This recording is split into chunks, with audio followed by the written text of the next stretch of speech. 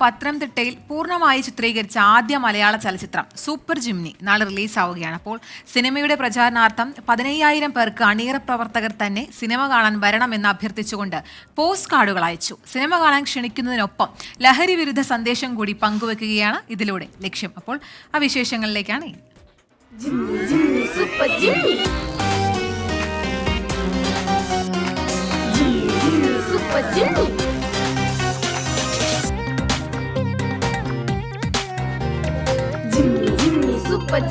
പത്തനംതിട്ടക്കാരുടെ സ്വന്തം super Jimny റിലീസിനൊരുങ്ങുകയാണ്.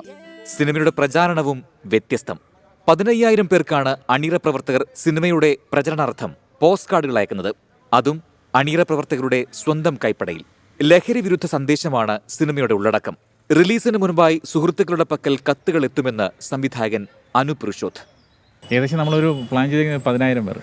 കേരളത്തിലെ ഒരു 10 എല്ലാ ജില്ലകളിലും നമ്മുടെ ഇവിടെ വർക്ക് ചെയ്തിട്ടുണ്ട്. അവരെ എല്ലായിടത്തും പോസ്റ്റ് ചെയ്തുകൊണ്ടിരിക്കുകയാണ്.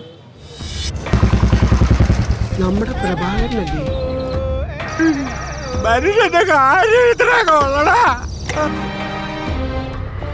മലയാലപ്പുഴ, ചെങ്ങറ, കൊടുമൺ എന്നിവിടങ്ങളിലായിരുന്നു സിനിമയുടെ ചിത്രീകരണം. ബാലതാരമായി എത്തിയ മീനാക്ഷിയാണ് പ്രധാന വേഷം കൈകാര്യം ചെയ്യുന്നത്. മലയാലപ്പുഴ രാജേഷാണ് നിർമ്മാണം. സംസ്ഥാനത്തെ 40 തിയേറ്ററുകളിലായി നാളെ സൂപ്പർ ജിംനി പ്രേക്ഷകരുടെ മുൻപിലേക്കെത്തും. 24 പത്തനംതിട്ട.